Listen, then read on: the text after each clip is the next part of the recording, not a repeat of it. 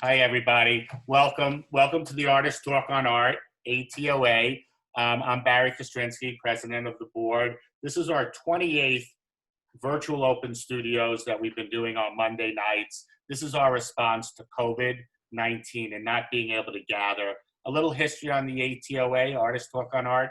We've been around for 45 years. We're the longest running dialogue on the visual arts in New York City. We were usually on the Lower West Side, and we've been in several locations, but now obviously because of no gathering, this has been our response. It's been very successful. We've had somebody present from Venice, Italy, somebody from Hilo, Hawaii, someone last week was from Indiana. Tonight's a special presentation. Usually we have artists come on, we sort of randomly go around and artists present. We have Good Naked Gallery, a Brooklyn gallery founded by Jaqueline Cedars. This gallery is not unlike one of the presentations we did back in May where we discussed alternative spaces. This is an alternative space. As Jaqueline said to me, she didn't want to take in another person to live with her in her apartment, and she chose to use the second bedroom as a gallery. Those of you familiar with the Bronx, there's the Bronx Blue Bedroom Project. And this is the way artists answer the question, how do I take control of the exhibition space? We know how hard it is to actually exhibit and be a part of the gallery network. Here, a very creative solution. Jaqueline's formed the gallery in a non-traditional space. What we're going to have tonight are 8 different artists present. There are 2 duo teams that will present.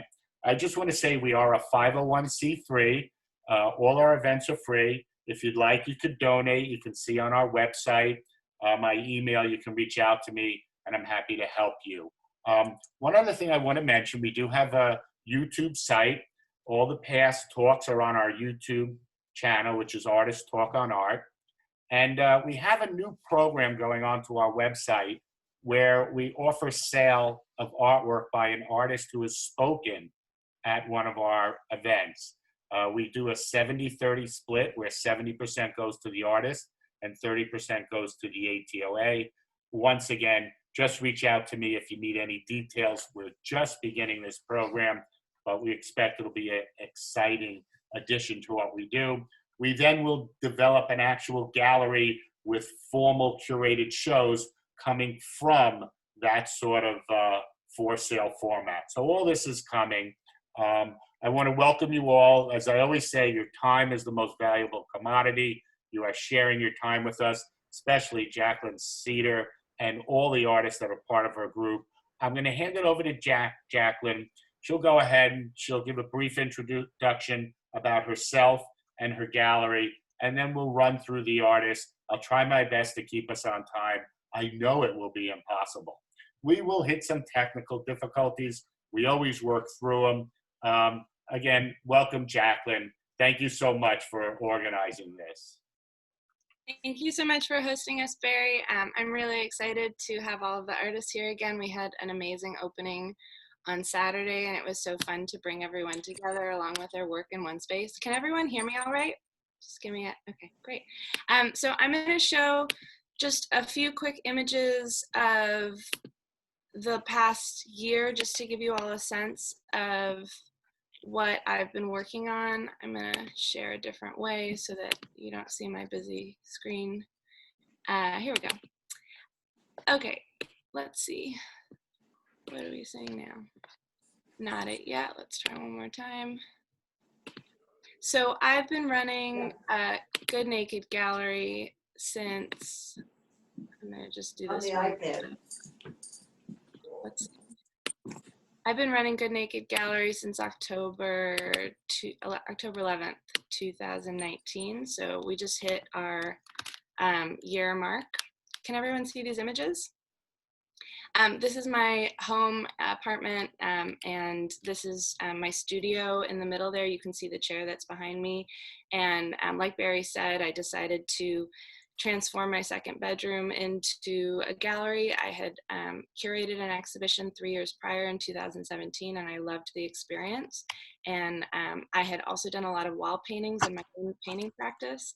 And I felt like I wanted to experiment when my roommate left the second bedroom with launching some exhibitions of my own and building my own space. And I thought it would be maybe a 2 or 3 month project. And in planning, I ended up having about 6 or 7 shows in mind. And I got really excited about the potential of building a community of artists in this space, making connections amongst artists, making a place to congregate, which we can't really do as much now, but also just to gather and share ideas and really collaborate. And this is a picture of an event that I had where, you know, the flow kind of extends into my studio. And 6 months into the project, we had quarantine. And so I had to sort of transform the way I was thinking about the space. And I began launching virtual shows. So I collaborated with an architect, Laura Veit, who built a virtual version of my home in a 3D modeling software. And she hung, and we launched the space online and did Zoom openings where we played music and had dance parties. And some other artists built virtual spaces in a program called Unity, which made it like a video game that you could enter and explore and view artworks. And, you know, a big part of the experience for me was about really building community and social experiences. So I was hoping in all of these virtual spaces to still be able to navigate some way to create a sense of community and conversation. And once the weather got a little bit better, we started launching some outdoor exhibitions. And this is a picture of the first show that we did in Prospect Park, where we hung some work on trees. Last week I did, we did collaboratively our second show in New Hampshire at Emily Noel Lambert's property in Peterborough. And I got to bring some Brooklyn artists and also some Peterborough artists together. So this was just last weekend. I went up there and we installed work on her property and the land, and also on trees and on the chicken coop. And I'm going to just share one more group of images so you can see where we've been next. Just this past Saturday, we had our second show in Prospect Park. And we gathered, like Barry said, 7 artists who are here with you tonight to share their work. And the show is called Earthly Delights. The first show that we had in New Hampshire was called Garden of Riches, so they were sort of companion shows. This is Jared Hoffman's work, which he'll talk about. We had some melting butter and bread sculptures by Dominic Terlizzi and Christine Stiver. I don't think, Jacqueline, sorry, you're a screen share. Are you screen sharing? Oh, thank you. I'm so glad you said that. Here we go. All right. So thanks, Heidi. So this is, again, Jared Hoffman's work, which he'll talk about. We've got, again, works on trees, but also works on these sort of kitchen-like stands that Christine and Dominic so beautifully installed. These are butter and bread sculptures that they collaborated on and that they'll talk about. And these photos are by Alexa Hoyer. She came to document the show on Saturday. And so it's just been such a pleasure to be able to bring people together during this time. I feel so grateful for the community of artists that's grown around the show. Dominic and Christine run their own space in Baltimore. Chris, who we'll talk later, was in the show that I curated 3 years ago. So there's just been this really nice kind of circulation of artists that I've met at a number of different capacities. This one was made of margarine, and they'll tell you all about how much it was sweating during the show. Luckily, we had some nice weather. And this is Chris's work. Again, all of the artists will be talking more in depth about their work. We had Heidi's work, which we lit just for a few minutes to photograph so that we didn't burn down the forest. This is, we've got, let's see, Tay Blow and Blake Marks Carrington installed this piece on a tree with a little speaker hanging above it. There was a video and sound component. And this is Heidi's piece, Caught Some Beautiful Light, sitting right next to Christine and Dominic. Jacqueline, let me ask you, what would you say brings this group together in terms of their aesthetic? Why have you brought them together? What is it that you see that's sort of obviously different works, but similar in ways? What is the glue that binds this group together and artists that you look for? Mm-hmm. Yeah, so when I started the project a year ago, the goal was really to think about ways to bring artists who were focused on material exploration, a real tactility in their work, but also some humor.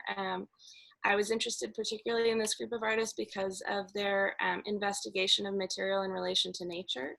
And I was really fascinated by the idea of like how these materials could be more ephemeral, could transform in a more natural space. When we did the first Prospect Park show, it was mostly 2D works, and I felt immediately that the space was wanting something that had more dimension, that had more volume, that had sound, that had performance, that had, again, just the ephemeral nature that comes with being outdoors and being in a show that only lasts for a few hours. So I was kind of interested in pulling towards that or leaning into that in this group. And I was really excited. A couple of the artists that I invited decided to invite another artist and asked to collaborate for the purpose of the exhibition. So I feel really strongly that like when I believe in an artist's work, I'm interested in, giving them full reign in terms of what they want to present. And I'm often having conversations with artists around who they'd like to see their work being shown with and how they'd like to see their work being shown. And so I felt really excited that both Blake and Christine decided to pull in an additional artist, right, to think about how their work could expand within the context of the show. So I want to make sure I leave as much time as possible for the artists to talk about their work, but I appreciate you giving us a chance to share the project, and I'm really excited to hear all the artists describe their process. Thanks, Jacqueline. I think you hit on a great idea, reaching out to a gallerist and then saying you wanted to exhibit outside in their home, because that opens up a whole nother world. It's one thing to get into a gallerist gallery. That's obviously they're not going to house another gallerist. But I think that's a formula you could try with other gallerists, and I think you might be successful. So I certainly applaud you for thinking outside the box, literally, so to speak, and in a very nice way. I'll open it up to one or two questions, so we'll move on, or even statements if anybody just wants to respond to what Jacqueline said. Well, I'll ask the obvious question. How was it financially for you? Did it work out being better than or as good as a roommate? Better than or as good as a room? Is that what you meant? Oh, you mean in terms of artwork sales or in terms of just the project in general? Just finances. It's been an expensive project, but one that I pour my energy into because I love it. And we've luckily been able to, my goal as an artist in general has always just been to break even. I feel like it's not a practice I entered because I wanted to make money. The idea is really just to do something that I love. And if I can survive doing it, then that feels like a success. Luckily and amazingly, because of how many people I think were at home during the pandemic and still had work. There was an influx of support in March when things shut down. A lot of people were reaching out to purchase works in a way that I actually hadn't seen in the 6 months prior. We had been making sales here and there, but it wasn't as much of a priority. And so I feel really grateful that the people who had the means and who were excited about the project were able to support us in that way. And yeah, I feel so inspired by the community that's grown around it. And so I feel like as long as I can pay my bills and keep doing it, it fills me in a really big way. Very nice, very nice. No question about it. There is that thought, how do you measure success? You are very successful just by seeing who you've brought together. Yes, of course, for sustainability, we always want to be able to afford our rent, things like that. But in the end, sometimes those acts where you don't make so much money they're almost more beautiful in a way because they're motivated by something deeper. Let's move to Heidi Norton. Heidi, welcome. Thank you.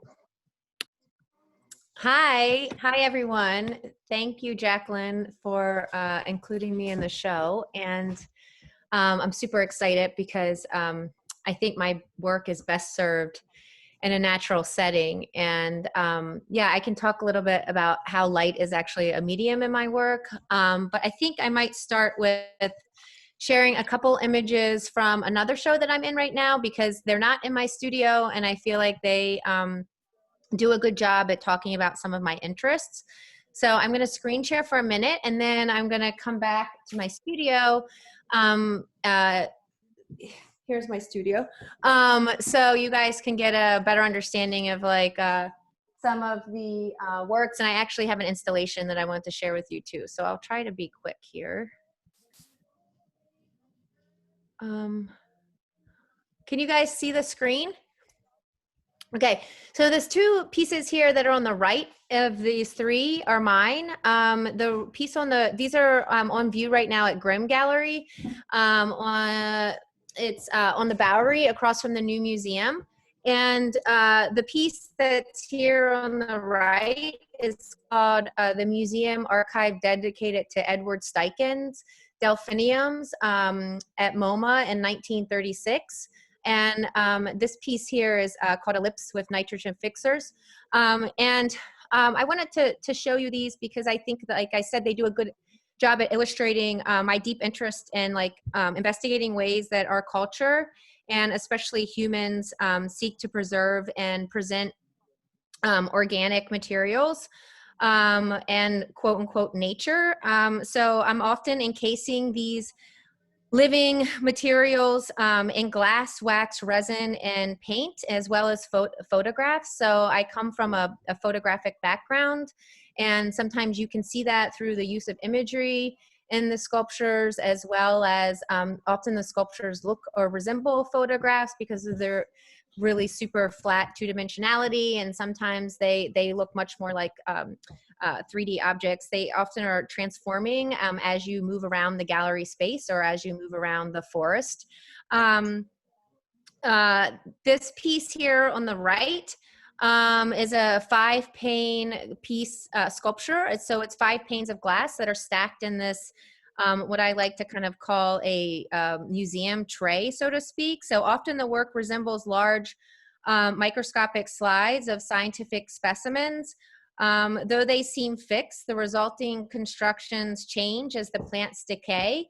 And this is, again, alluding to my interest in like not only the decay and the ecological cycles of the plants, but often in how we think about transformation and passages of time. And I think that, again, goes back to the inherent properties of a photograph and my deep interest in that as well. So these plants are, these glass objects, sometimes they sit on stands and sometimes they're wedged in wax, like you see here in the center. Sometimes they're placed in window bays. So there's an architectural reference to the work. I often think of them as, they're screens, like I said, punctuated with plant segments. They sometimes have photographs and other ephemera. And when they are in architectural spaces, I also think of them as like a kind of mutable threshold that marks like the interior and the exterior space. I think like through these mediums, like through photography and using these sculptural, like very materiality, like material, mediums, I'm like interested also in thinking about impermanence and mortality. So as the plants like cycle through, some of them are actually alive, like this orchid here. Some of them are in planters. Some of them, this cactus piece here is a complete, dehydrated cactus. The piece that was in the show at Good Naked was, and I'll show you guys that in the studio, but it was mushrooms that I had cultivated, dried out, and then preserved in resin. But again, I'm like thinking about impermanence, immortality, not just of like, plants and living organic material, but also, in regards to humans. And thinking about inviting, I'm interested in like our cultural attitude towards nature and modes of display and how we register, how we register or use different media to register time. So again, like it's the relationship of photography. So again, so this piece is called Museum Archive, dedicated to Edward Steiken. And Edward Steiken was a curator of photography at MoMA for many years. And he was also obsessed with delphiniums and had this a crazy delphinium collection where he grew his own varietals.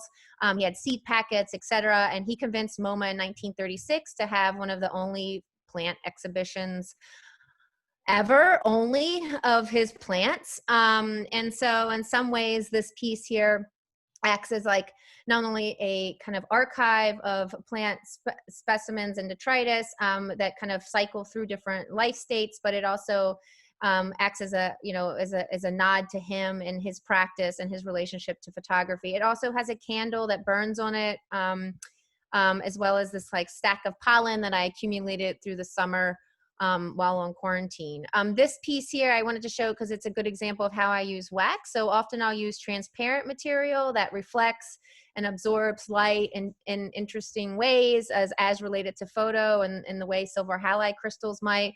But I also use wax to embed and encase materials that, you know, it's completely opaque and of the earth, you know, relates visually to the earth in some ways, or sedimentary rock of some sort. So it has this like really dense heaviness to it.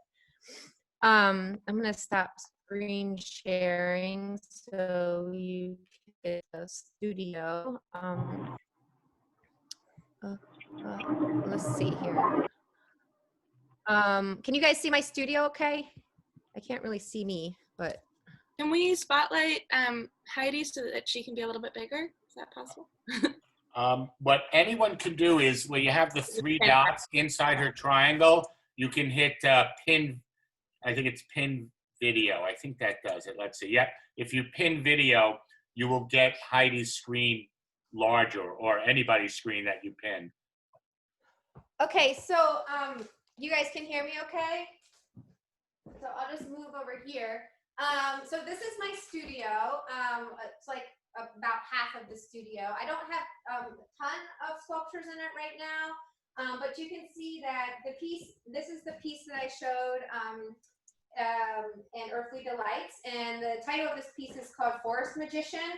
I made this piece shortly, I think right after I had my son, and one of the things that I was interested in this piece, I actually made this piece knowing that it would be installed outside, so it's a site-specific piece. If you look behind me, there's a wall covering here on the wall, and this was a site-specific installation, a separate one from the sculpture that I did more recently. It was shown at the Ace Hotel and their gallery in Manhattan, and you can see here that, again, I'm like now pointing and nodding. I often take objects, and the objects and the image are often cycled in and out of each other. So sometimes sculptures will be deconstructed and turned into photographs. And sometimes sculptures like this one here on the floor will be photographed. And sometimes photographs turn into sculptures or get put into sculptures. So in this case here, this is an installation that I did, like I said, at the Ace Hotel. It takes the existing architecture. The piece is called The Grass is Always Greener. On the other side, ...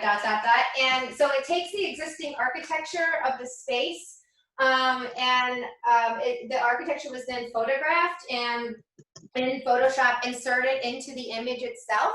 So these are actual archways that were in the Ace Hotel. And then this was installed in the gallery space next to these archways, so you could actually see the real and archways, and as well as the representations of the archway. And this is an image back here of Forest Magician, originally installed in a show that was upstate about a year ago in the forest next to this creek. Like I said, this piece is called Forest Magician, so I cultivated and grew these pink oyster mushrooms, and then I preserved them and dried them out and then preserved them in resin, and this kind of, you can see here, it forms this kind of like belly shape. I think with this work, I was much more interested in the figurative quality of the work and its relationship like one-to-one to the human body.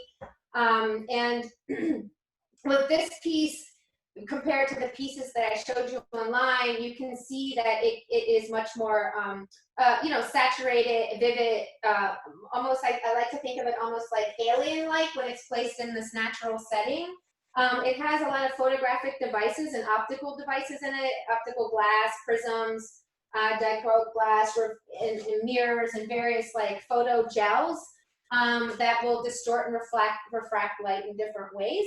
So when it's installed in a natural space, it's meant to kind of project onto the natural landscape and become this kind of totem, but also this like weird kind of object that's encroaching or infringing on the space. Heidi, you mentioned light early on, and you're mentioning it now. Certainly light, critical element in the Bible, in our times, light, water, certainly some of the biggest themes. What does light mean to you? What do you feel it says, a statement, and why is light important to you? So obviously your works are different here. They've been outside. You also burn a candle. So I guess the combination question is, how do you deal with longevity of some of your projects or conservation? Yeah, so about the light, I think quickly on that, I do think that there's elements of light, earth, fire in my work, and that the fire element has come more recently with these objects that completely self-destruct. So this is it's called a quarantine time capsule, and so all of the objects were collected during quarantine, myself and my son, my family, and then kind of embedded into this assemblage, and then it's meant to burn from both sides, and then it will completely self-destruct. And I'm very interested in like the impermanence and like thinking about its relationship to nature. And with light, I think with light, because I come from a photo background, light has, and a more analog background, light has always been significant to my practice. And I think light's relationship to plants, as photosynthesis correlates to, the capturing of light through silver halide crystals. I think that light, light completely transforms these objects into something else when it projects or it shines through them. And so that transformation, whether it's through how the object distorts or becomes something else, or how the metaphorically how the plants, die, decay, give life to something else, like through symbiosis, like all of those kind of layerings and parallels are what interests me.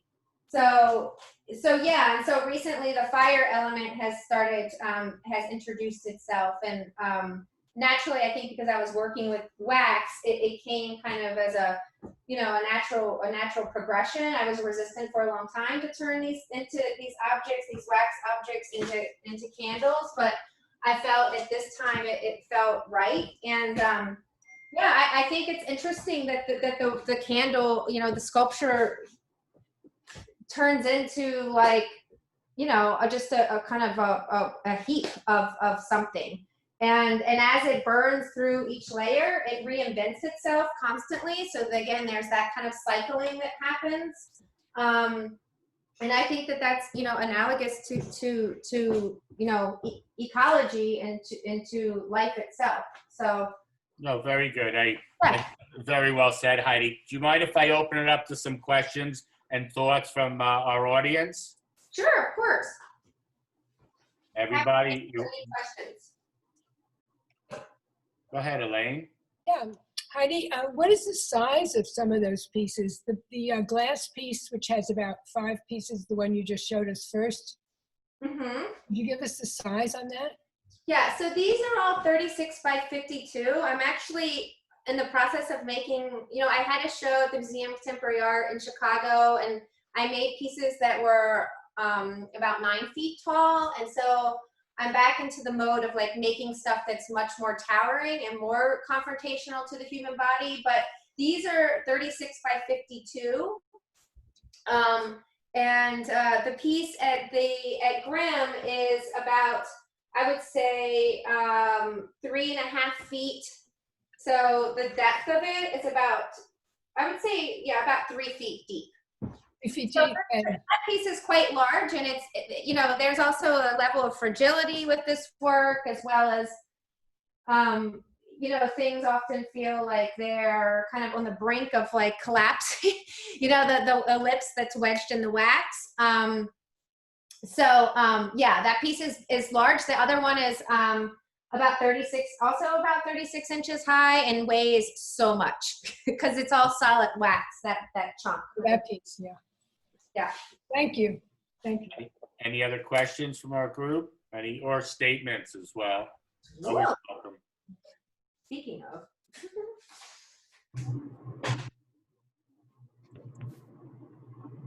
If not, we'll move on. Thank you, Heidi. Certainly when you hit light, earth, and fire, I think if you add water, you maybe have Aristotle's 4 elements. I don't know if it was 5, but it's sort of interesting how artists today, very contemporary artists, in some way are drawn back to the very basics that, great philosophers have thought of, maybe simplifying, getting down to raw nature, is a thought that humans have had all along. And so you sort of bring us full circle. I will mention the one thing in regards to water, because I didn't say this, but the surface of this is vinyl. And there's a casting. Vinyl has been placed, this is vinyl here, the protection around the mushrooms, but this is a casting of vinyl. And so when the resin is trapped underneath of the vinyl, it creates these pockets of air that very much look like water bubbles. So there's this kind of, it appears to be this like condensation that's built up under the surface. So there is a water element as well, although it's a more of a visual, like metaphorical one. But funny you said that, Barry.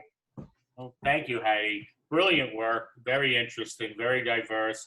And I think you touched on a lot of themes that contemporary artists deal with, whether it's ephemerality and impermanence, mortality, that sort of interior, exterior play. A lot of thought in your work, and you can see it. There's a sense of play as well. There's both a lightness and a very serious nature to your work. So thank you. We will move along. We have our first of 2 duos. And vote, everyone vote. Yes, and everyone vote. Vote early and vote often. We have Christine Stiver and Dominic Terlizzi. Did I pronounce that right, guys? Pretty good. Great to be here. Thanks for having us. Yeah, close enough for sure. And huge props to Jaqueline. Thank you so much for all you do. Yeah, and it's so nice to be here because we also love hearing about the other artists' work. So thanks for inviting us. Yeah, so Jaqueline, we're so grateful that, as she mentioned earlier, when she initially invited me to make some butter sculpture, I had actually, and we'll talk a little bit more about our individual practices if there's time, only if there's time, because I know we're on a time crunch, but I'd actually had some trouble thinking about how to make something that has been in my practice performative and ephemeral and turning that into a sculpture that just existed on its own. So luckily I happened to be married to a man who in his history, way back from decades long art making practice, also makes bread sculpture. So it seemed like an almost impossible opportunity to pass up bread and butter collaborative work. So we'll just start by showing you just like a couple images from, I mean, you saw some of these already, but we'll just kind of click through. So this one is called The Best Way to Hold, oh, that is not the right title. Sorry about that. This one is actually called Who the Fuck You Looking At? But so I don't, this one is actually bread and margarine, which is different than the other two and is really texturally different. So when you look up close at this piece, we'd actually had it in the freezer because margarine is a lot like trying to sculpt mayonnaise. It's just an absolutely impossible gravity game, like does not want to hold its own form, obviously. So we had to keep it in the freezer, which meant that during the exhibition, it was just profusely sweating. And it was fun because it made it feel like it was its own performance. Everyone kept saying he looked so anxious and uncomfortable. So Dominic sculpted the features and then I used that as a platform for then creating the piece around it. And then this is a female figure, which is titled The Best Way to Hold Down Despair is With Your Hands. It was beautiful because of the quality of the butter, that as things blew around and the needles fell off the trees and dust and dirt and grime, it just kept getting stuck to the surface of the objects, which made this sort of oddly beautiful interaction with nature. And interaction at the same time, the face almost looks like a marble sculpture. Yeah, and that's the beauty of this material, in my opinion. I actually, and I can talk a little bit more about this later, but I started sculpting butter because I became really fascinated with this 19th century butter sculptor. Her name was Caroline Shock Brooks, and She was a really subversive and fascinating character. The way she was able to sort of slip into the fine art scene at the time and become like a wildly popular socialite in DC, and was by sculpting butter. So she also sculpted marble, but maybe because she was a woman and it was the 1870s, the domesticity of her practice and this sort of like down-home farmer girl identity made it kind of novel, and it's really beautiful. I mean, and seeing them in person, and how smooth the surface can be, it becomes really glassy as it starts to melt as well. So it's just a really luscious, delicious, beautiful material. Even though she sculpted marble, she always came back to butter as being a really important part of her practice. And then the final figure is Can I Finish My Sentence? And this was the only like full standing figure. So Dominic and I made these together. This is the first time we've ever done this. You can kind of see the process photos here. We did have to keep them in the refrigerator, which meant a lot of takeout pizza until we could get the use of our refrigerator back again. But they are kind of, the first experiments were really not constructed with a enormously stable backbone. So as you can see, eventually we had a total tragic moment where one of them collapsed under the weight of its own tub of butter, which was kind of tragic. And then here's them going to bed in our refrigerator. So anyway, I think a little damage. A little damage never hurt a Greek sculpture. So. Yeah, I mean, this was a pretty epic structural failure. But we had never done it before, which is another prop to Jaqueline, because, you know, when she came to me with the idea and I said, you know, I'm trying to work through this in my mind. I'm not sure how to do it, but maybe a collaborative project would be fun. And she was just totally open to it. And we had no idea, obviously, if it was going to work or not, which is why we had a couple fails before the final pieces arrived. But I guess quickly, like, so we can get to Dominic to share about his part of the project, is that when I did start this project, it was really performative material. And so based off of the history of Caroline and her own practice, where she was really seen as the underdog in a lot of situations, they actually didn't believe. She presented her work at the Centennial Exhibition in 1876. So outdoor in the middle of July, like had to transport it from like Missouri all the way to Philadelphia on horse and buggy over buckets of ice. Like this woman was like an incredible powerhouse of a woman.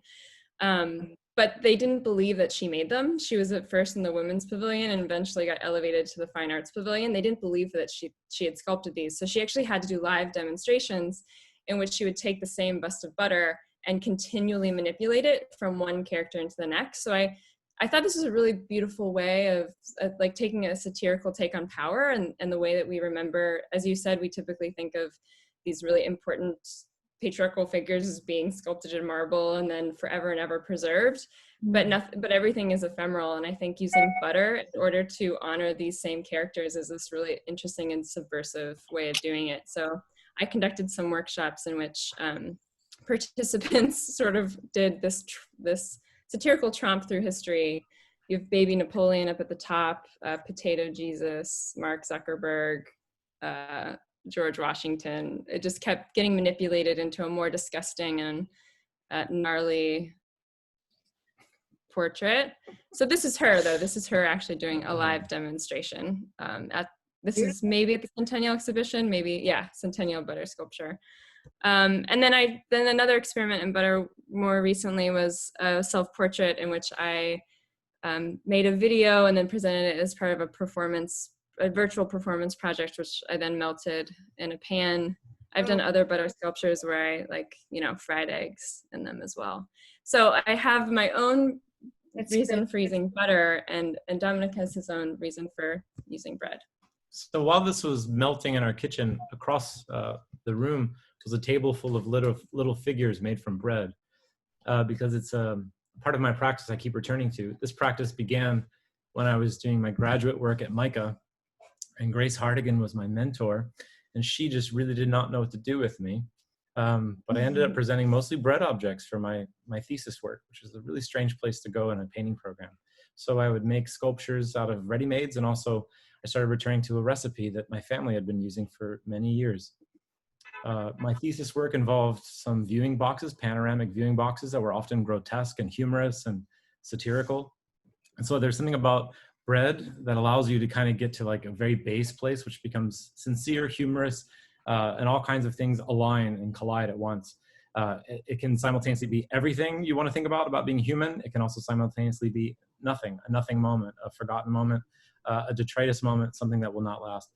So my solution for my medium was then to think about how do I preserve it. So I made a series of bronze sculptures. I'd been working at a foundry, and I had the capacity to actually make my own work. So on the left-hand side, you've got a bread person cast and standing on top of a kind of a polygon mask. So it's kind of like a David on top of maybe a Goliath head. And I expanded further, made a full-size kind of polygonal bread kind of constructed mosaic-y kind of human. I ended up going even further, making larger relief panels. You can see a lot of little figures and faces made out of bread, all preserved and cast into bronze, which eventually has led to my current painting practice, where you've got a huge figure here cast in paint, but was originally sculpted in bread. So it made perfect sense that our practices would finally collide, and I couldn't be more grateful for the opportunity to do something outside at this time at Good Naked. Bye for meow.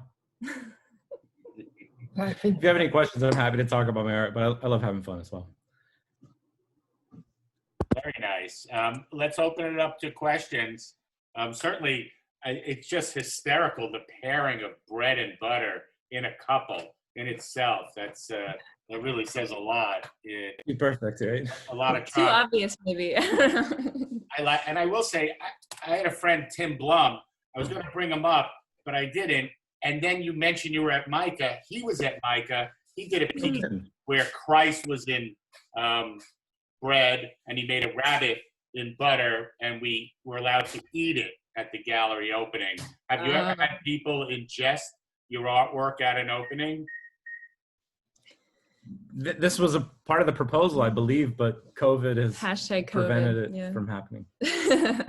But that would be a dream. We've had dreams of, sort of like a banquet table. That's where the history of at least butter sculpting comes from, is banquet art. And so we would love someday to do some sort of tablescape that was actually edible. That would be great. Very nice. Some thoughts from Margarine? I have a question. You are working with already baked bread that you manipulate and cut? Starting off with flour, water, yeast, salt and pepper, things, oil, making a dough itself. Based on the someone may have two devices going, so you get a feedback loop. Just mute one of them.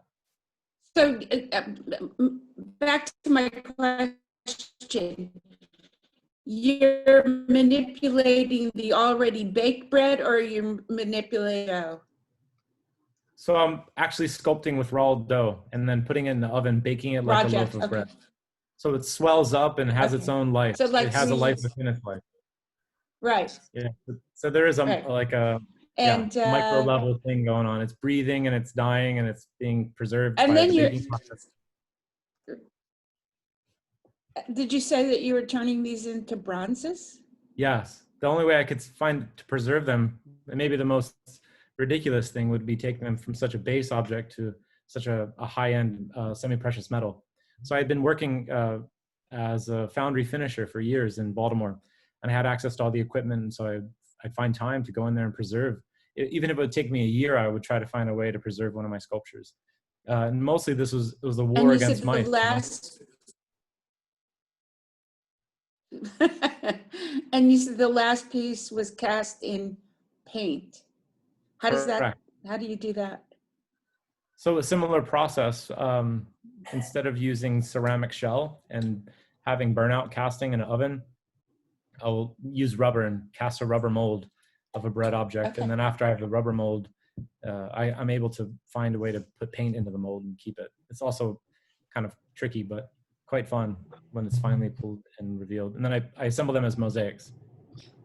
So I have all kinds of crackers and breads and things that are ready-made, ready to go. For this quick presentation, I realize we're limited on time. I just wanted to give you a quick glimpse about how exactly I arrived at bread. I think it would be easy for someone who would see my work now to not realize maybe the long history of bread investigation. But it's kind of incredible how it's merged with Christine's fascination with bread sculpting. And it's actually quite liberating to make something that will not last. We took this on knowing we would have a complicated few weeks without refrigerator space. And then we'd have a complicated couple of minutes commuting to Prospect Park with a car with ice and butter sculptures. And I have then a there'd be question for 2 hours. Christine. I have a question for Christine.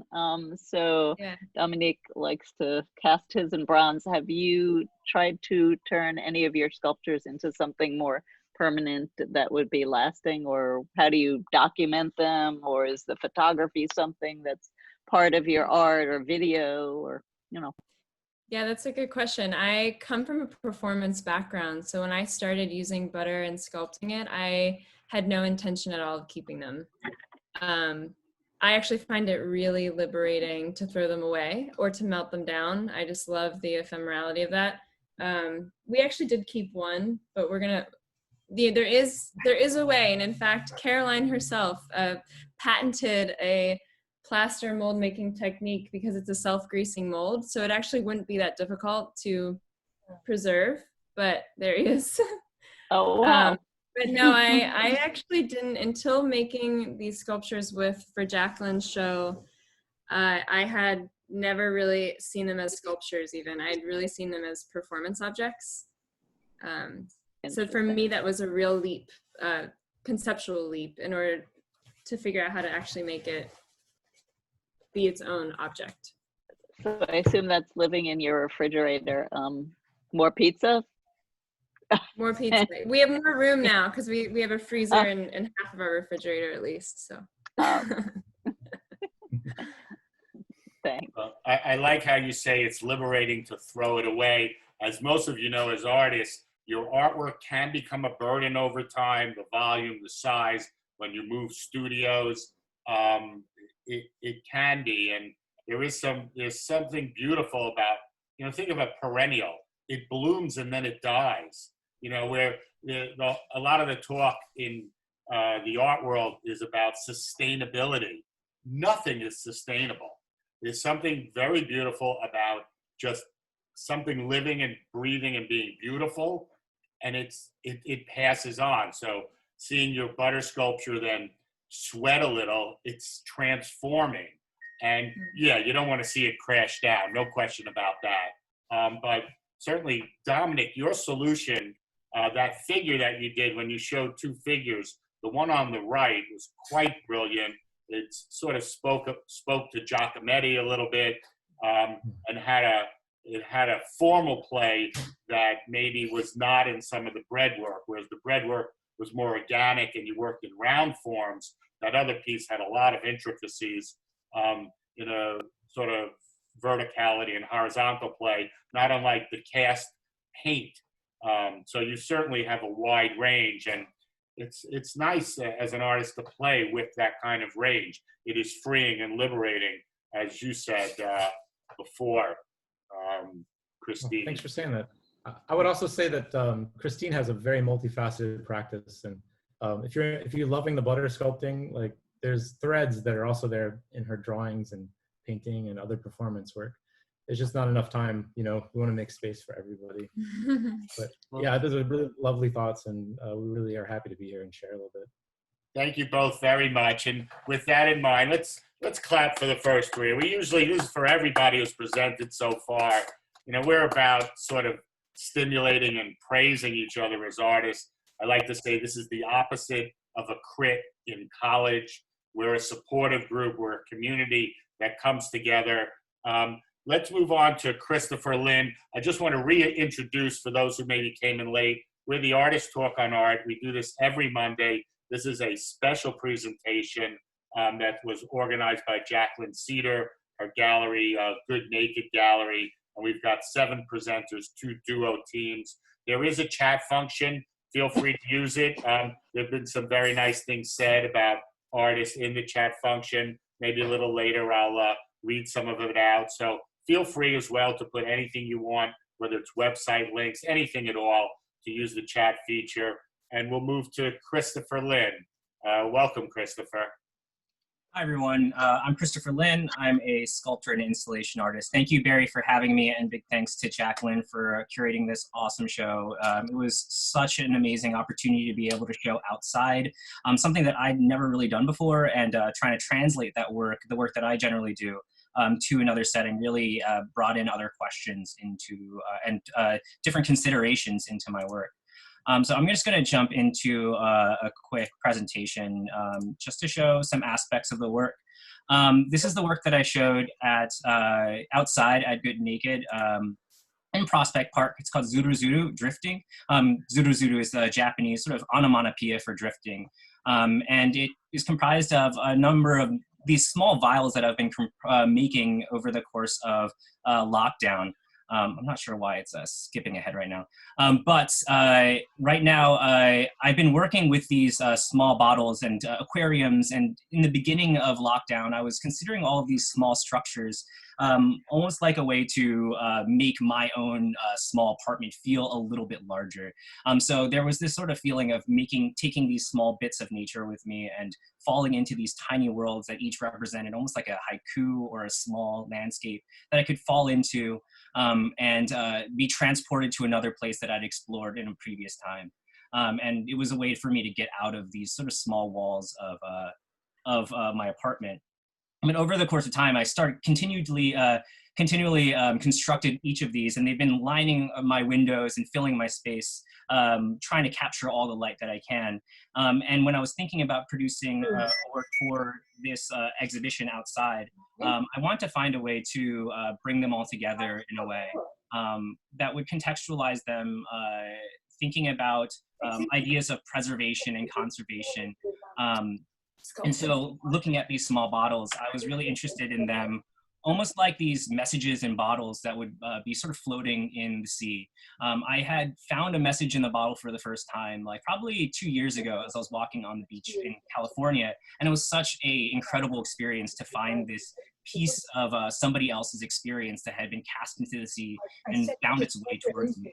And so when I was looking at these, I wanted to create that experience of these sort of drifting objects that would sort of, over the course of time, find their way to each other, sort of dance with each other and separate, but also have a sort of representation of all of our experiences in our small spaces as we might find each other on things like Zoom or on things like other virtual sort of meeting points, and then separate and go back out into the world.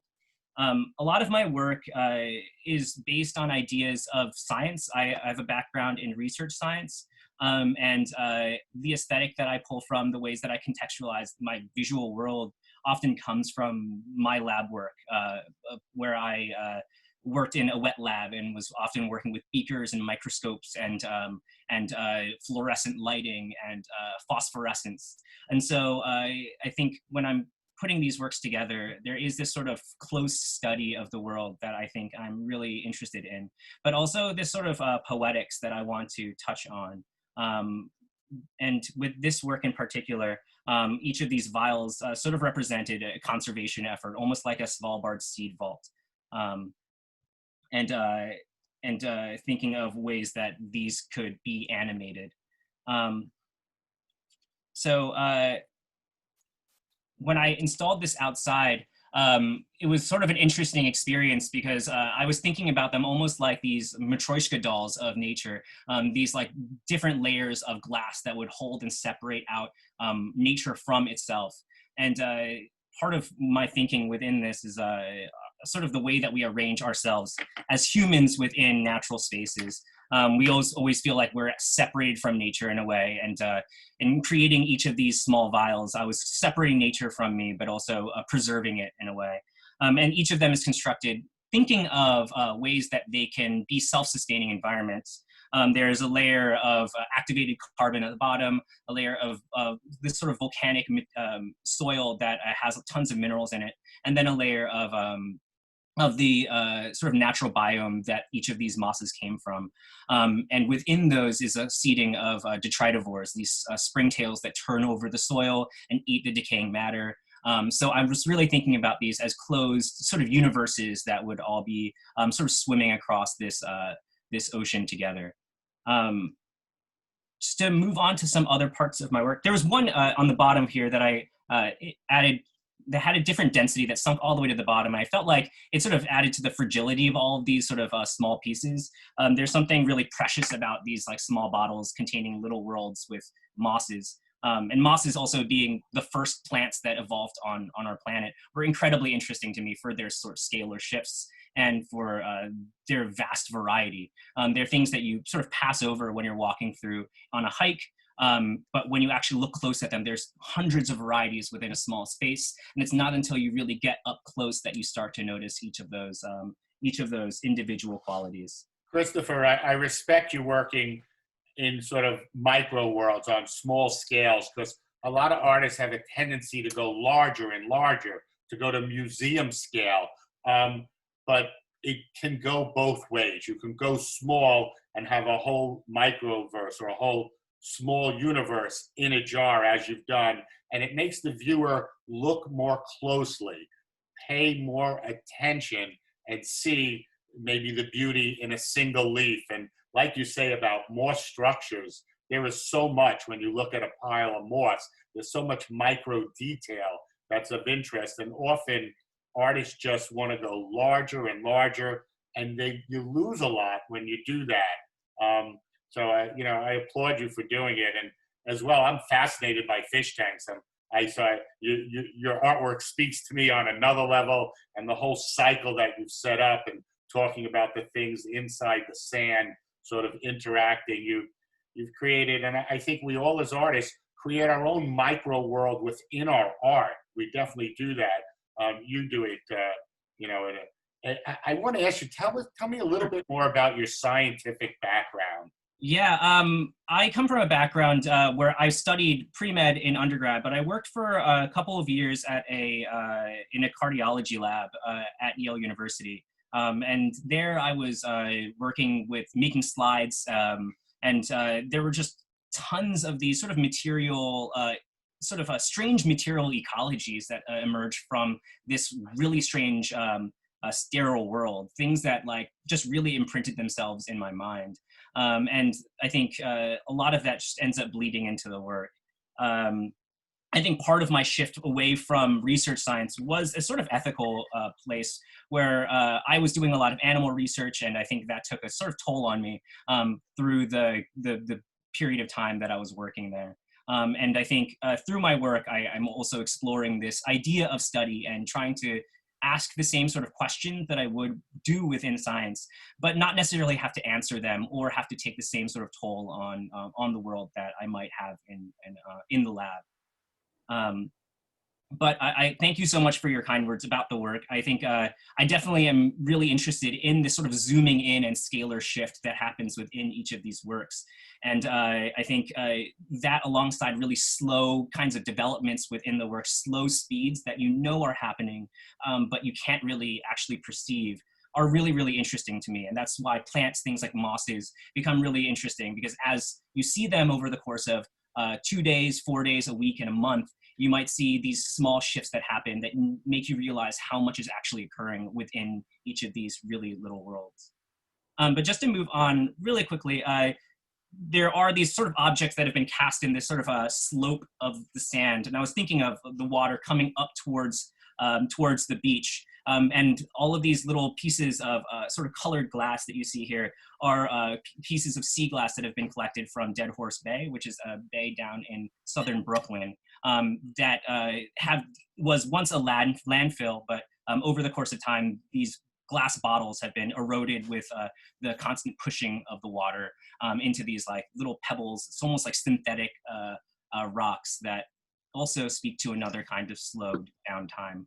Christopher, I do want to say it would be a great compare and contrast to Jeff Koons's floating basketball. In Jeff Koons's piece, he wants that basketball fixed and it's not moving. He's very much in control. Here, your pieces have to be moving. There's an interaction. There's sort of a life.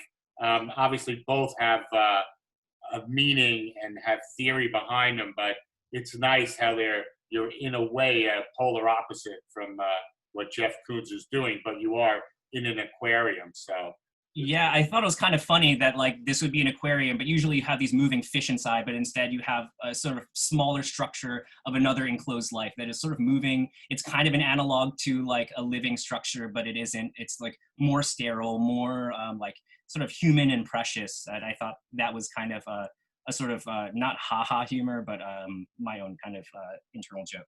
definitely, that's something I think Robert Smithson would appreciate as well. Yeah, absolutely. And I just really appreciated how it sort of appeared in this outdoor space. I've been working with these sort of small ecologies or sort of ecosystems since the beginning of COVID. I made this first one in January as a sort of a piece that was honoring one of my professors at Hunter College, Constance DeJong, and I always sort of saw her as a bard, someone who used spoken word and performance. So this was one small object that I made called Lyra, which reflects the constellation Lyra in the sky, which was Orpheus's lyre. Another ecosystem that I made back in 2016, which has a different sort of weight now, especially with COVID, is this one called Long Pig, where I put a piece of pork belly in a glass bowl and I covered it with hand sanitizer. And over the course of a month, it slowly melted into these sort of weird chemical layers. You'd see the fat seep out and create this otherworldly, almost post-apocalyptic space. The title of Long Pig refers to cannibalism, the word that cannibals use to describe human meat. It was similar to a pig, but it was a little bit longer. So this was a piece of pork belly with bone in, and you just see it slowly separate over the course of time with hand sanitizer. I was really interested in this like combination between organic and synthetic that sort of expounds about our sort of science fiction reality, where the space that we live in now. And I think with COVID, where we're all washing our hands with hand sanitizer, I think this has taken on something completely different that it's pretty interesting. I've been working with plants and installation materials for some time now, and I'm always really interested in these sort of organic processes. This one I did in 2015 as part of my MFA thesis show. It's called Where We Begin and End. It involves a number of these plants called sensitive plants that react to vibrations and to touch. Oh, sorry about that. I have this constant pushing forward. But you can probably see some of the material lineages that go all the way to what I've been working on now, especially with these vials that are on the side over here, which contain ink, bubble solution, and ink. And as viewers would come towards this sculpture, they would pull one of these vials out, they would blow bubbles at the wall, and it would create this sort of cloud-like structure as a mural. And as these bubbles popped, they would rain down black ink onto the sensitive plants, and the sensitive plants would react by closing up their leaves. Some of them would be covered in ink, and then they would no longer photosynthesize. So there was this sort of active process that involved the viewer. I was really interested in ideas of how the viewer could be sort of morally pulled into the work. And I think this combination of pleasure and destruction of art making and its sort of end goal, the sort of the toll that it takes, its sort of footprint, ends up all contained within this work. But I was super interested in this plant, the Mimosa pudica, the sensitive plant. I ended up growing them all from seed, which was a lovely experience. And they ended up working their way into this installation.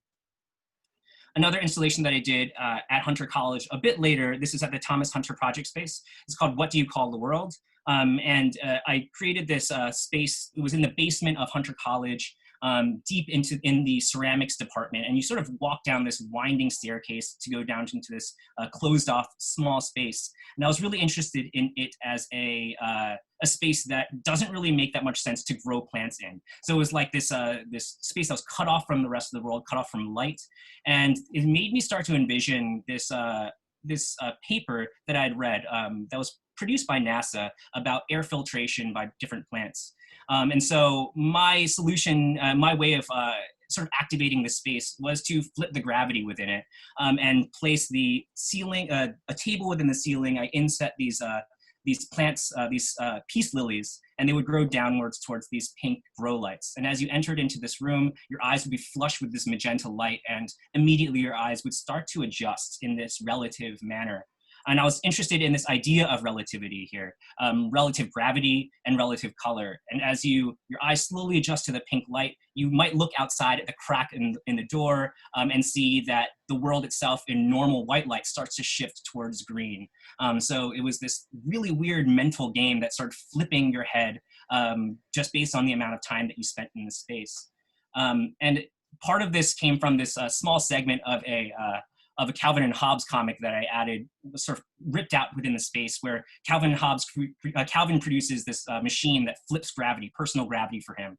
And this little segment here has all of that flipping within it that I really, really love. As you look at it, he's right side up, but he's upside down within the space. But then the text is upside down, so you turn your head, and he starts talking about personal gravity and reverse polarity and how you adjust to the spaces around you. So in this space was this bookshelf that had books that were held upside down. The NASA paper was on the shelf and then falling upwards towards the ceiling, and there was a clock that was running backwards.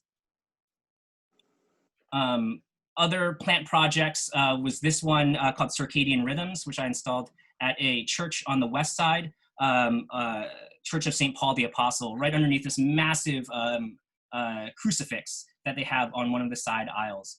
And it was a show that was based on nature. So I was trying to think of ways that nature takes on the role of ideas of resurrection, what was being represented with this huge crucifix above me.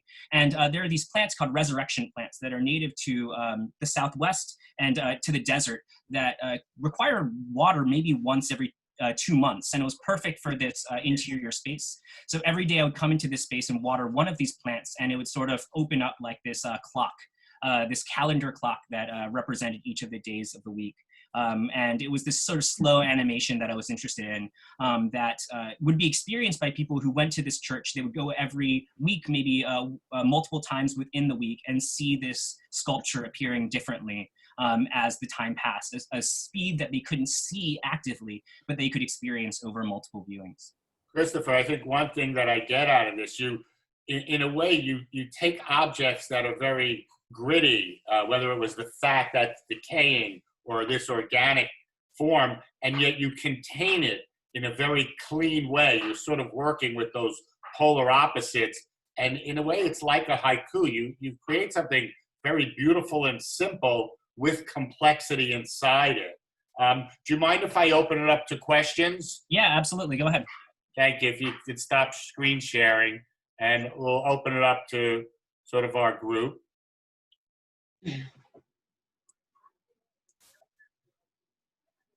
Not all at once. Question with the fish tank. I thought it was like a message in a bottle kind of thing. And I saw it as those little bottles were going towards the shore. And it was like somebody took a plant and put it in the water, and 100 years later, somebody found it. It's like, so I got a whole other dimension to it, which I thought was really interesting. Yeah, absolutely. I was definitely thinking about messages in bottles that are sort of cast into the water. There's this theory about life in the universe that an asteroid sort of hits a planet with life, and then life gets cast down to the universe and sort of travels around empty space until it lands on another planet. And this was some sort of idea of life cast out into space, into the water, and finding its way into another sort of landscape that I wanted to capture in this really small tank.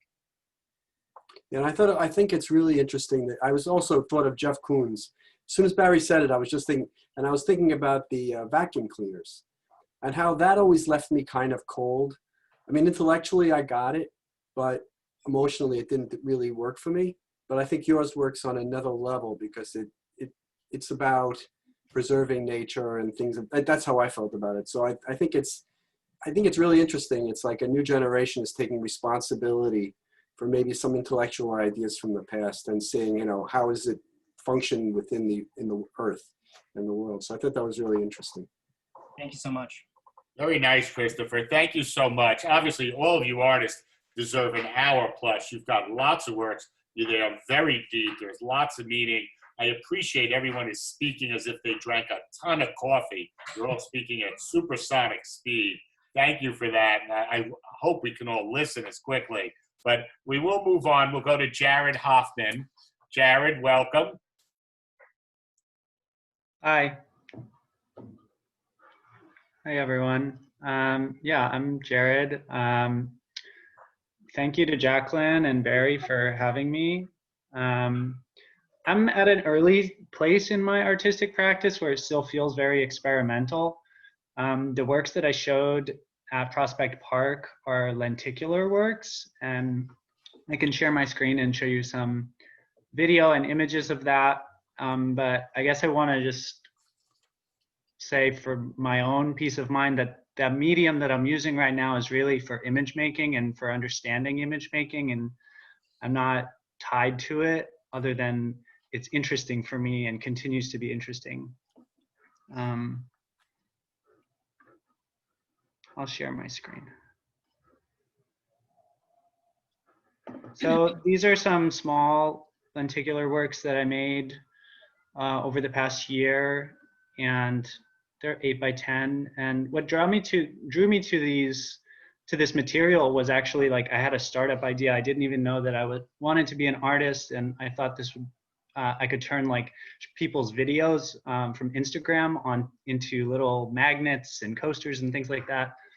So that's how I learned to use this material. But then the startup idea didn't really work out, but I sort of started to pursue art.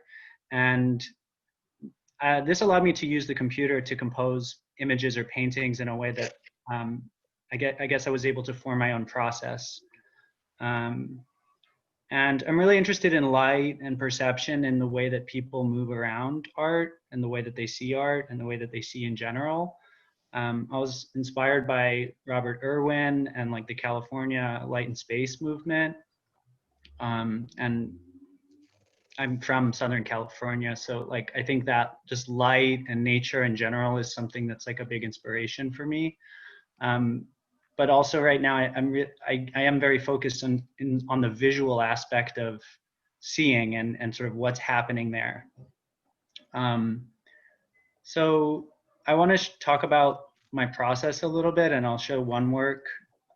This is one of the works that I showed in the park, and it's called Plastic Flowers. I don't have really good video of it, but you can kind of see. I'll try to play this little like section of it again. You can see these images kind of flowing in and out, and I thought it would be interesting, since we're on the computer, I can show you the actual like frames, painted frames that I use to compose that. So basically I start by making, in this case, 3 painted images, and they have like a relationship to each other.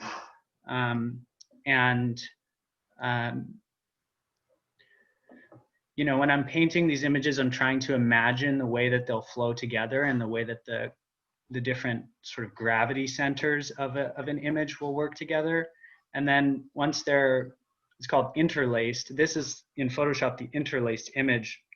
So this is all 3 of those images smashed together. And if I zoom all the way in, you see this vertical line pattern. And this is the pattern that gets printed on paper. And then I attach a thin plastic lens to the front.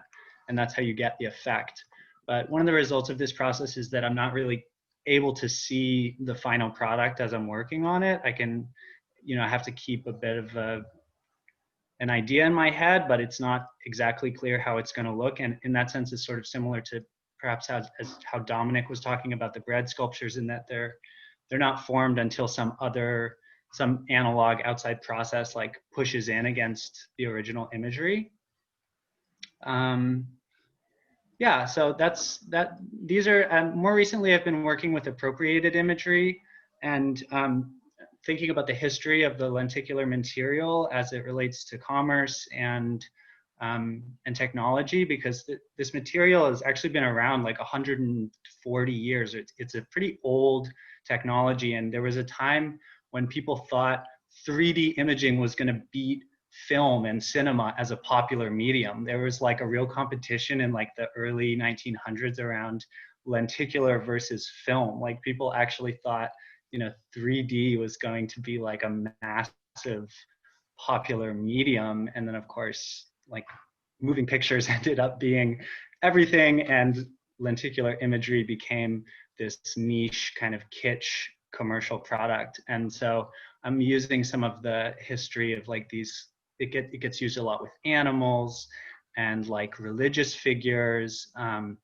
And so I'm using some of that iconography in my newer pieces.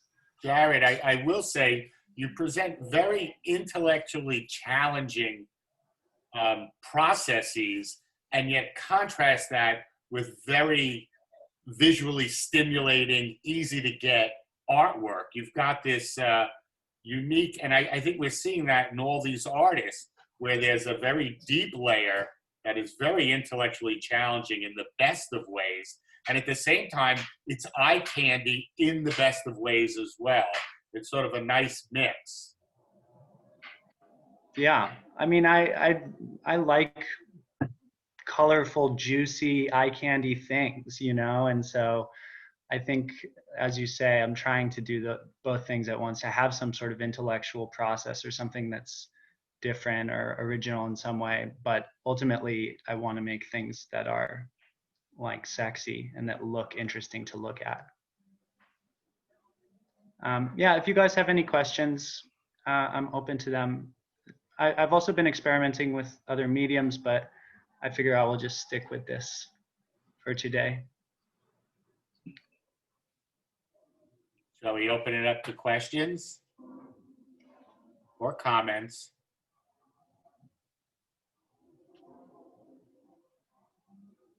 So the process, I understand that there's one lab in around 40-something Street that you can, I mean, to prepare for lentillar, you need several photographs to make a transformation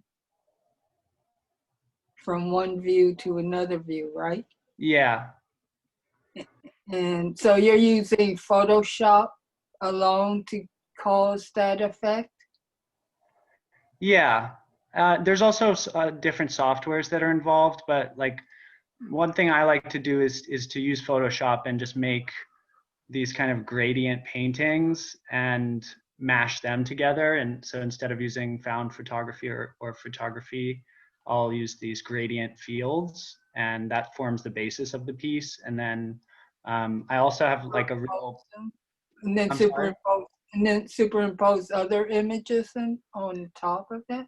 exactly. So like there's a sort of painting phase with the gradients, and then the next phase is more of a collage phase. And like I've gotten really into just like collecting images and GIFs that I find on the internet, and it's kind of just like a compulsive curation collection process. And like I have tons of folders full of these images, and so it's kind of interesting how just like collecting random images has become, and GIFs, you know, like has become a big part of the process.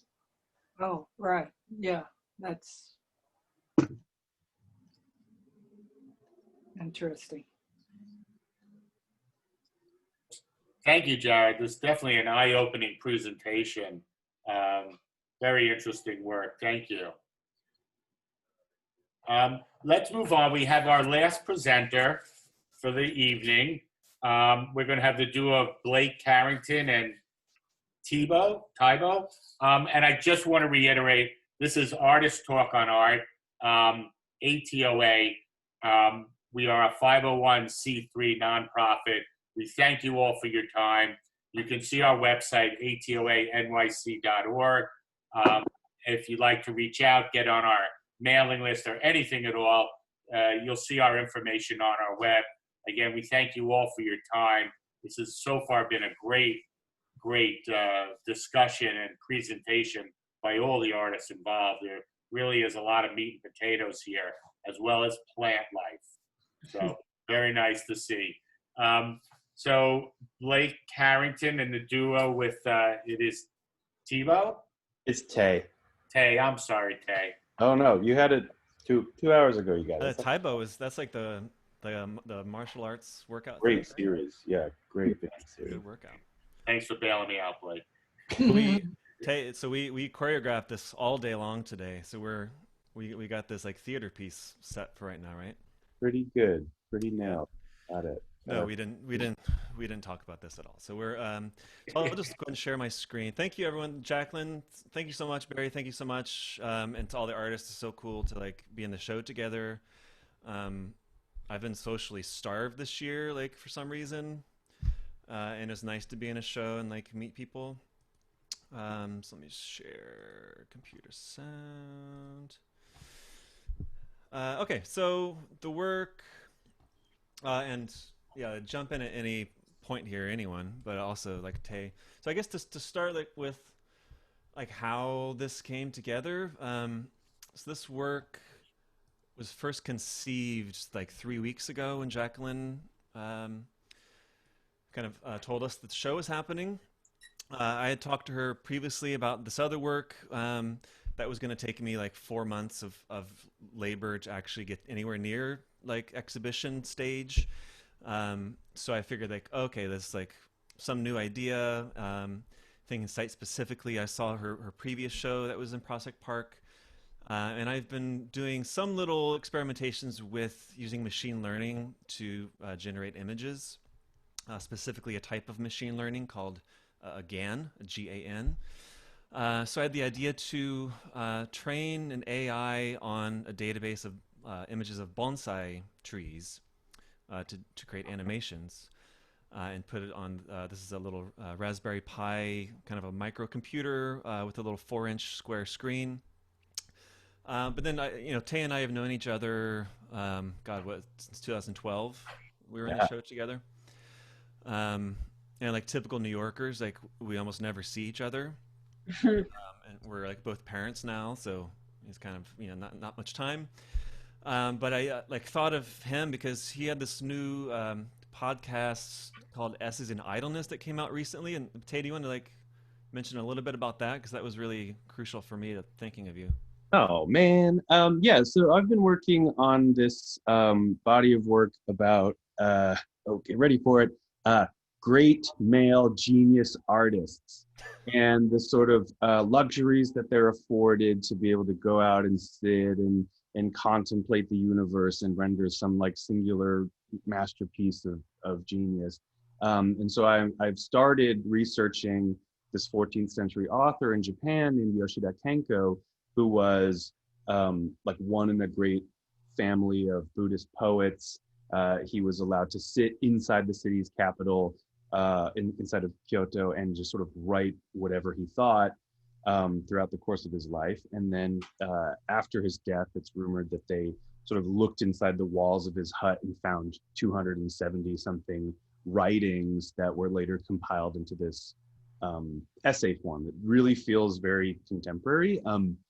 But what's crazy is that he was doing this at the turn of the century, or at the beginning of a significant period of Japanese history, where at the point of his birth was precisely when the Mongolian invasion was thwarted by what we think of as now the first kamikaze, like this divine intervention. And in the 1330s, when he's writing this, is when the first outbreak of the bubonic plague happens. And because the Japanese had defeated the Mongolian Empire, it did not travel across the Korean Peninsula into Japan. It instead traveled to Italy, where later spawning all these sort of great plague narratives that we have. So I've been thinking about these like people that have been stuck in these sort of observational positions with no awareness of like the actual greater turmoil of the world around them. And that's where we kind of started meeting in the middle here about these this observational work. Mm-hmm. Yeah, so this podcast, this came out recently, and I knew that Tay would be perfect to talk to and create a text and a voiceover for this piece. So these are just some images from the install. Speak to Jared. Sorry? Okay. So this is the install of the piece with belts going around a tree. We can kind of see this it's slightly kind of a S&M thing with this black belts tied around the tree with this weird kind of batteries connected to it. So the screen itself is powered by it's a deep cycle boat battery and a power inverter. And there's a little Bluetooth speaker hanging like a little fruit there. Here's a great video. Thank you, Christine, for this video. When an idea is introduced to Japan, it is poetically elaborated on, distilled, and made distinctly Japanese. complex potted landscapes become single trees, the aesthetic and spiritual function remains the same. So this process of making these is using a machine learning algorithm called a GAN. First and foremost, I have a problem with a lot of art using machine learning. That a lot of the writing about it or the discussion around it has this kind of pseudo like religious air. There's always a kind of like godlike conversation around it, and you know, it's technology. It's humans that still make it. I feel like there's just the kind of this fawning over this like inscrutable technology is a little bit too much. So all my experiments with this, I wanted to have fun with it and always keep in the foreground that these are basically ready-mades. There's not any sort of genius coding involved. Like I'm using this this platform here called playform.io, which is a website that anyone can go to, and you basically train a network of AIs to generate these images. So to me, right, these are ready-mades. There's no like virtuosic coding. Like a lot of my other work has a lot of coding involved, but with this, it's purely about the idea. It's purely conceptual. So you can see the these sort of images that were generated by the AI. If I kind of click on any one of these, like this one, for instance, we can see all of the different snapshots that are created. So in each time, it kind of starts with this kind of random matrix of RGB pixels. And the way it works, there's actually two AIs, and one is creating the images, and one is kind of critiquing it and giving feedback. So they're going back and forth in a feedback loop until the system itself starts to kind of look like imagery that it was trained on in the database. So this is after, well, this is like snapshot 25. I think the way this platform works, what is it? There's 250 iterations per snapshot. So basically, like at this point, they've gone back and forth. What's 25 times 250? I don't know, like 6. You can. It's Barry. It's a lot. Barry's doing the math, and I thought you were going to have the number in your head right now, but so I was a math major. I should be able to, but I good. get lost with those zeros. I was a mathlete my senior year of high school too. I was, yeah. But so it's a feedback loop between these two AIs, and they're actually generating this image, right? So the conceptual twist of the whole thing is choosing the database. So I went through. We can look at the database here.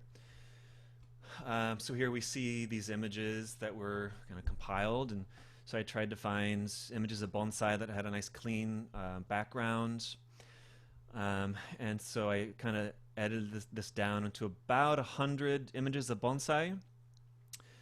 And then up here you can see a kind of weird twist. In early versions of only using bonsai images, I realized that the resultant images, they just ended up looking they look like bonsai trees without a lot of weird abstraction. And I decided to throw, I love that Christopher was talking about like alien DNA. It's like exactly this. So I thought like octopuses are kind of like aliens on Earth. And so I threw in a little octopus alien DNA to the database. So there's about 25 images of octopus and about 100 images of bonsai. So the AIs are trying to learn how to create these images, but there's these octopus-like images, and so that's kind of, it's complicating the results. So some of these end up looking very, like that's completely like octopus-like, right? So it's, and some of these, there's a lot more images that were generated than even made it to the video. So you can kind of scrub through here. So this particular one ended up looking very octopus-like. But it's really just really interesting to see. You kind of like hit the training button and let it train for 8 hours, and then you come back in 8 hours and you see what it came up with, and it's kind of a fun process actually. So maybe Tay, should I just show a couple minutes of the video and then we can? Sure. You want to follow that? Okay, so we can show these like the last 2 minutes or so of the actual video with Tay's commentary. Uh-oh. So you have to listen to yourself.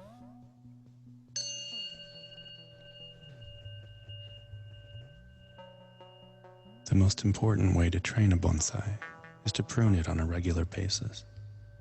Essentially, there are two different techniques. Maintenance pruning, to maintain and refine the existing shape of a bonsai, and structural pruning, which involves more rigorous pruning to give the tree its basic shape or style.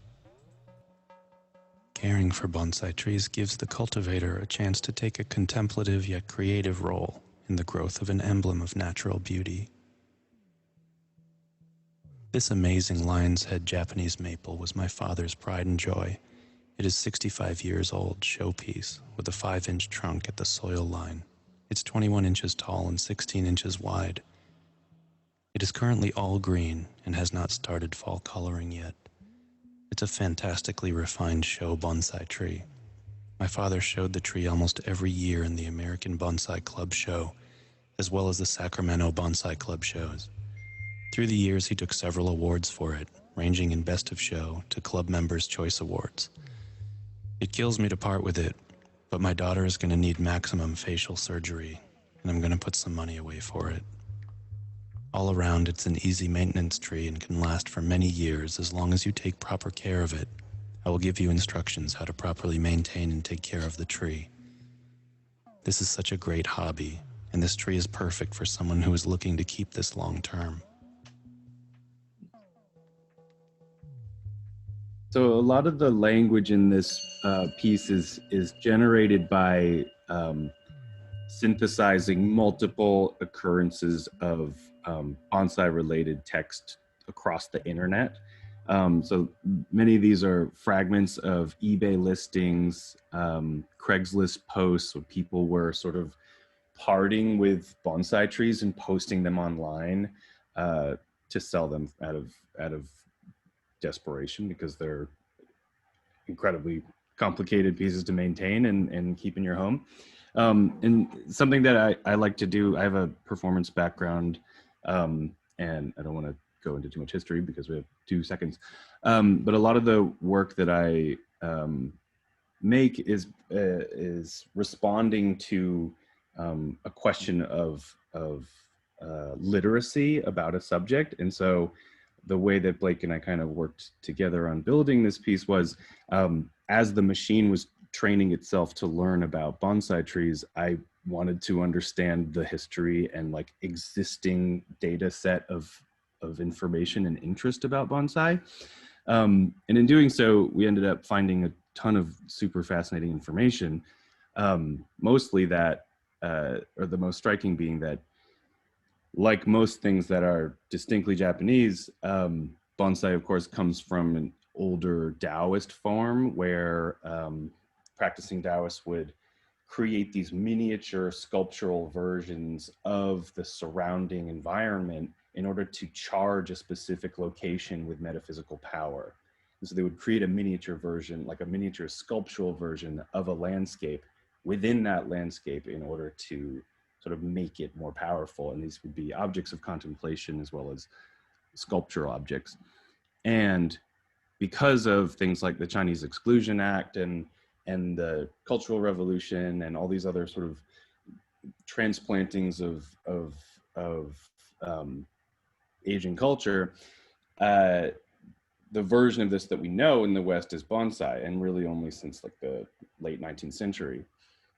And something that's super kind of fascinating to me about knowledge right now, and is that we I'm trying to figure out a way to say this without like that dumb Winston Churchill quote, but like the only way we can know anything about history is through what survives.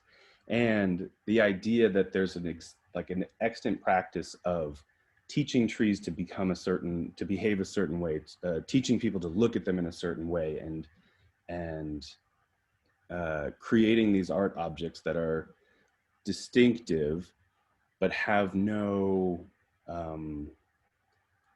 clear relationship to their formal or spiritual past is hyper problematic for me. It's devastating.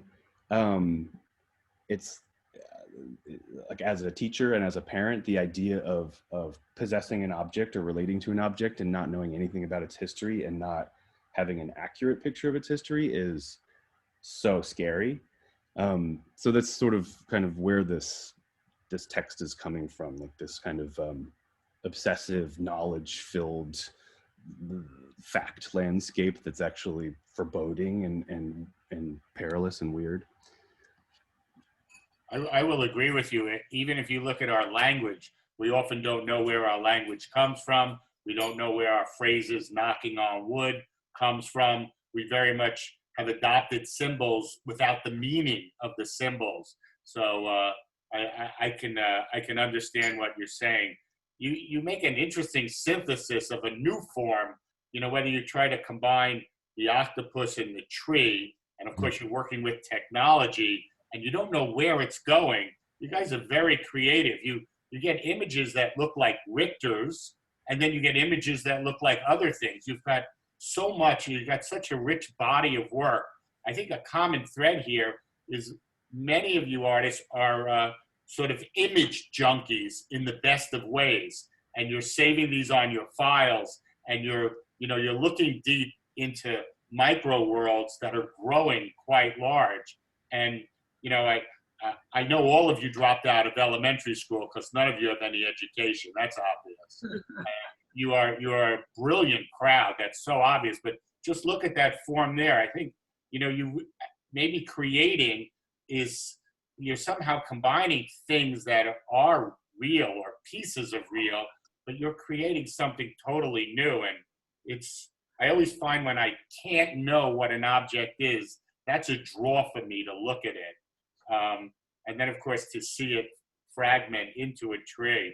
I want to open it up to other questions and thoughts. And I do want to read, Lawrence Wheatman had to go. He said, another great evening. Thank you. Fran Beeler said, great presentations.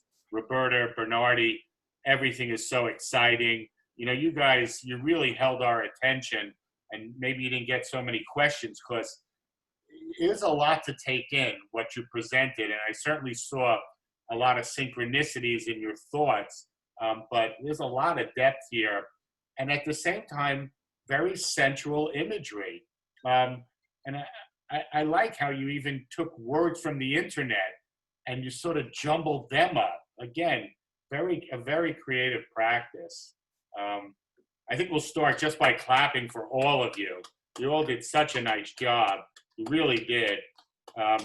Again, this is Artist Talk on Art. I'll open it up to a question or two, and we'll just say thank you. But anybody who would like to say anything, just jump right in. Well, it's going to be off the numbers. It's a little bit more obvious, but nothing severe. I did take the antibiotic. I did take the. I think the technology in this last piece is fascinating and a little scary because it's being generated in a lot of ways. It's like an intellectual process that's being kind of offshored to the computer, and it's a little, it's really, it's amazing, and the imagery is amazing, but it's really simulating some of the intellectual processes that a human mind would work through, I think. Unfortunately, a lot of social media is doing that to manipulate us. Here, the artists are doing it to be creative. I think it's a great use of that and sort of totally opposite what Mark Zuckerberg and Silicon Valley is doing. So I definitely applaud you for doing it, but I understand your point, Michael, that, the reins are off the horse, so to speak. But remember, it's a program you have to choose to use, to develop. You input the imagery. So the human hand is in there for sure. Well, Any other thoughts? It's using artificial intelligence, but it's like having a new hobby with a computer or something like that. I mean, it's not handmade. What do you think of that? Something like that, handmade. It's artificial compositing another living species, maybe. You know, so that's allowing a computer to develop your imagination. Sorry to say. And You know, so, there's one of the inspirations of the whole piece was the fact that bonsai is a tree and it feels natural, but also feels artificial. It's a product of human intervention. And the show is in Prospect Park, which is the sort of natural getaway for city people, but Prospect Park is completely artificial. It's completely planned. So the idea of like Murray Bookchin was one philosopher that I've been getting into recently, talking about ecology of freedom. Just really focusing on the blurry line between humans and nature, first order nature, second order nature, concrete as being a part of nature, as well as trees, right? So I feel like AI and technology is one really interesting point where we can think of an artificial intelligence as being natural as opposed to artificial. I think it was interesting that Barry said the thing about Facebook, as it's two sort of separate intentions, but your work does the work of demonstrating what is going on inside of our devices and in the cloud all the time in a way that's sort of like singled out like what's happening with the bonsai to understand more generally what these big data conglomerate companies are doing with our data. So it's sort of an allegory. Wow, a lot to digest. I want to thank you all the artists here, and especially Jaqueline Cedar for bringing this group together and putting this show on. You guys were enlightening in many ways. We probably needed 24 hours just to absorb what you said in this short hour and a half. I know a lot of great things are going to come from a lot of you. We're the Artists Talk on Art, ATOA. We do this every Monday. Spread the word, tell a friend. We're always looking for new ideas for other panels to present. So feel free to come up with an idea and reach out to me. Take a look at our website. And again, we are looking to do a fundraiser of sorts where we sell your art on our website with the artist getting 70% and us, the Artists Talk on Art, only taking 30%. This has been great. I just want to thank you all. We could go on a long time, but I feel some of us, we need to get to bed for work tomorrow.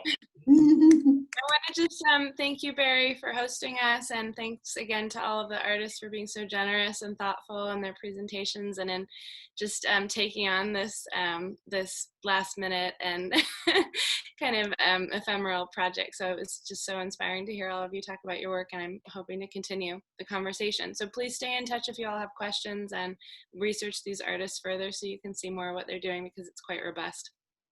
Really is. Be on the lookout for the YouTube, which will capture this so you can share it with friends. And obviously, thank you so much, everybody. What a beautiful performance from all of you. Thank you. Thanks again, Barry. You're welcome. Thank you, everybody. Thank you. Good night. Good night. Bye. Bye. Good night. Thank you. Night. Hi, everyone. Thank you so much. And then there were 9 and 6 and 8. Thank you, Barry. It was so much fun. That was great. You all did a great job. What a thought-provoking group. I loved your questions. We'll have to collaborate again soon. That would be fun. Thank you, LP. Good night, everyone.